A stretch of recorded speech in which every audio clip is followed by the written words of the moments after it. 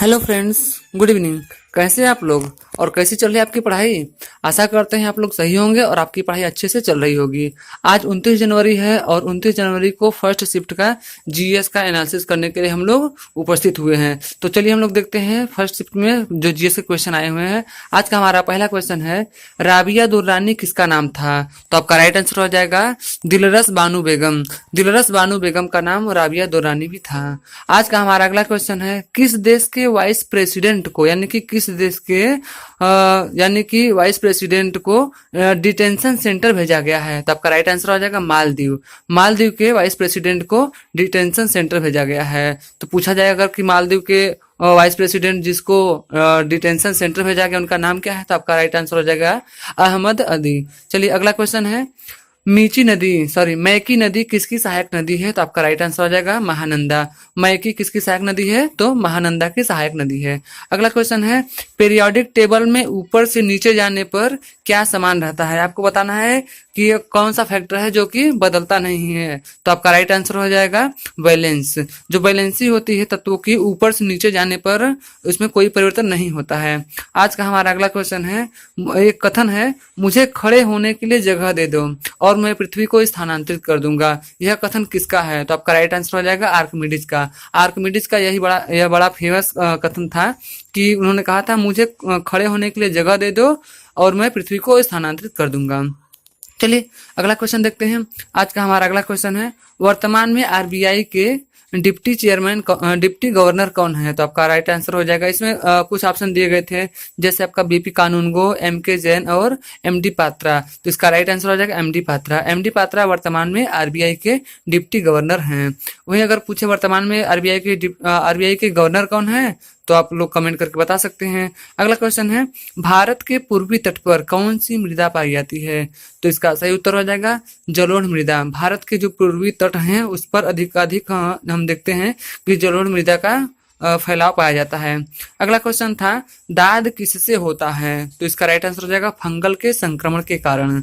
जब फंगल का संक्रमण हो जाता है तब लोगों को दाद हो जाता है, लोग दाद के शिकार हो जाते हैं। अगला क्वेश्चन है, पूना पैक्ट किसके लिए हुआ था। पूना पैक्ट जो कि महात्मा गांधी और डॉक्टर भीमराव अंबेडकर के मध्य हुआ था, यह यरवदा जेल में हुआ था। यह किसके लिए हुआ था, अपर क्लास और मुस्लिम या डिप्रेस्ड क्लास के लिए हुआ था। तो इसका राइट आंसर हो जाएगा depressed class. Poona pact depressed class के लिए हुआ था। यह 1932 ईस्वी में महात्मा गांधी और डॉक्टर भीमराव अंबेडकर के मध्य हुआ था। अगला क्वेश्चन है, 32 बाइट की रजिस्टर वैल्यू क्या होगी। 32 बाइट की रजिस्टर वैल्यू क्या होगी। तो आपका सही उत्तर हो जाएगा 2 की पावर 32। 2 की पावर 32 जो कि 32 बाइट की सही रजिस्टर वैल्यू हो जाएगी। अगला क्वेश्चन है, ज्ञानपीठ पुरस्कार पर किसका चित्र अंकित रहता है। जो कि ज्ञानपीठ पुरस्कार जो कि साहित्य के क्षेत्र में दिया जाता है, आपको बताना है कि इस पुरस्कार पर किसका चित्र अंकित रहता है। तो आपका राइट आंसर हो जाएगा सरस्वती की। देवी सरस्वती की जो प्रतिमा होती है चित्र के रूप में इस पे अंकित रहती है। और अगर हम बात करें कि ज्ञानपीठ पुरस्कार कब से दिया जाने लगा है, तो ज्ञानपीठ पुरस्कार 1965 से प्रतिवर्ष दिया जाता है। अगला क्वेश्चन है, स्वदेशी आंदोलन कब शुरू हुआ था। तो इसका सही उत्तर हो जाएगा 1905 में। 1905 में स्वदेशी आंदोलन की शुरुआत हुई थी। इसमें क्या जाता था कि देश में बनी चीजों की, देश में बनी वस्तुओं का ही इस्तेमाल किया जाना था और विदेशी चीजों का, विदेशी डिग्रियों का, विदेशी सामानों का, विदेशी वस्त्रों का जो कि बहुत तेजी से बहिष्कार किया गया था। और 1905 में लॉर्ड कर्जन के समय में स्वदेशी आंदोलन चलाया गया था। अब देखते हैं आज का हमारा अगला क्वेश्चन है, वारी दोआब किन किन नदियों के बीच में मिलता है। तो वारी दोआब आपका हो जाएगा रावी और ब्यास नदी। रावी और ब्यास नदी के बीच का जो क्षेत्र होता है उसे हम लोग वारी दोआब के नाम से जानते हैं। ये सारे जो दोआब के क्वेश्चन है हमने आपको क्या कहते हैं कि शॉर्ट वीडियो भी बना दिया था। इसके अलावा हम लोगों ने इसको भूगोल में भी डिटेल से पढ़ा था। और इसको अगर आप भारतीय भूगोल को डिटेल में पढ़ना चाहें तो भूगोल के प्लेलिस्ट में जाकर के आप आसानी से पढ़ सकते हैं, जो कि आप इसमें देखेंगे डिस्क्रिप्शन में आपको मिल जाएगा। अगला क्वेश्चन था, रायथू भरोसा स्कीम कि रायथू भरोसा योजना जो है किस सरकार द्वारा या किस राज्य द्वारा चलाया गया था। तो रायथू भरोसा योजना आंध्र प्रदेश सरकार द्वारा चलाया गया था। यह किसानों के लिए था। अगला क्वेश्चन है, हॉटमेल कब बना था? तो इसका राइट आंसर हो जाएगा 1996। अगर ये भी पूछ लिया जाए कि किसके द्वारा बनाया गया था, तो सबीर भाटिया के द्वारा हॉटमेल बनाया गया था। चलिए आज का अगला क्वेश्चन देखते हैं। आज का हमारा अगला क्वेश्चन है, अनुच्छेद 35A कब लागू हुआ था? तो इसका सही उत्तर हो जाएगा 1954। 1954 में अनुच्छेद 35A लागू हुआ था। अगला क्वेश्चन है, मॉब लिंचिंग में पहला कानून किस राज्य ने बनाया था? तो इसका सही उत्तर हो जाएगा राजस्थान। राजस्थान सरकार ने मॉब लिंचिंग के खिलाफ सबसे पहले कानून बनाया था।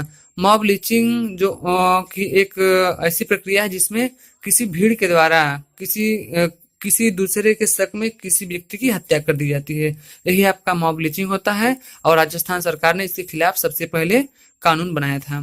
अगला क्वेश्चन है, गौर नृत्य किस जनजाति से संबंधित है? तो गौर नृत्य माड़िया जनजाति से संबंधित है और माड़िया जनजाति आपका छत्तीसगढ़ में पाया जाता है। अगला क्वेश्चन था, चंद्रयान फर्स्ट के लॉन्च होने के समय इसरो के अध्यक्ष कौन थे? तो आपका राइट आंसर हो जाएगा माधवन नायर।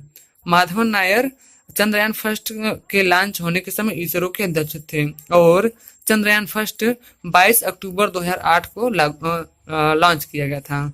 अगला क्वेश्चन है, काले पानी की सजा कहाँ दिया जाता था? तो आपका राइट आंसर हो जाएगा अंडमान निकोबार। अंडमान निकोबार में काले पानी की सजा दिया जाता था। चलिए अगले क्वेश्चन को बढ़ते हैं। आज का हमारा अगला क्वेश्चन है, धर्म सभा के संस्थापक कौन थे? तो इसका सही उत्तर हो जाएगा राधाकांत देव। राधाकांत देव धर्म सभा के संस्थापक थे। अगला क्वेश्चन है, ब्रेड को फुलाने के लिए किसका प्रयोग करते हैं? तो आपका सही उत्तर हो जाएगा यीस्ट। यीस्ट का प्रयोग हम लोग ब्रेड को फुलाने के लिए करते हैं। अगला क्वेश्चन है, ईवीएम का प्रयोग सबसे पहले किस राज्य में हुआ था? तो इसका सही उत्तर हो जाएगा केरल। केरल राज्य में ईवीएम का सबसे पहले प्रयोग हुआ था और इसका प्रयोग 1982 में 70 पारूर विधानसभा क्षेत्र में किया गया था। 70 पारूर विधानसभा क्षेत्र में सबसे पहले जो कि ईवीएम मशीन का प्रयोग किया गया था, यानी कि इलेक्ट्रॉनिक वोटिंग मशीन। इसके पहले भारत में बैलेट पेपर के माध्यम से वोटिंग की जाती थी। अगला क्वेश्चन है, अम्ल वर्षा में कौन शामिल नहीं है? इसके ढेर सारे ऑप्शन दिए गए थे, जैसे NO2, SO2, CO2, NO और CO। तो इसका राइट आंसर हो जाएगा CO, यानी कि कार्बन मोनोऑक्साइड जो है अम्ल वर्षा में शामिल नहीं है, या अम्ल वर्षा के लिए ये कोई कारक नहीं है। बाकी जो आपके रहे हैं nitrogen dioxide, sulphur dioxide, carbon dioxide और नाइट्रोजन ऑक्साइड, ये सारे के सारे जो गैसें हैं अम्ल वर्षा के लिए जो कि अच्छी खासी साबित होती हैं। अगला क्वेश्चन है, संयुक्त राष्ट्र संघ को नोबेल कब मिला था? तो इसका राइट आंसर हो जाएगा 2001। 2001 में संयुक्त राष्ट्र संघ को नोबेल प्राइज से सम्मानित किया गया था। इसके पहले देखते हैं कि यूएनओ को कभी नोबेल प्राइज नहीं मिला था और यूएनओ की स्थापना 24 अक्टूबर 1945 ईस्वी को हुई थी। तो ये रहे आज के हमारे जीएस में आए हुए आपके 100% प्रमाणिक क्वेश्चन। तो चलिए आज के लिए बस इतना ही करते हैं, कल मिलेंगे हम लोग नेक्स्ट वीडियो में। तब तक के लिए धन्यवाद।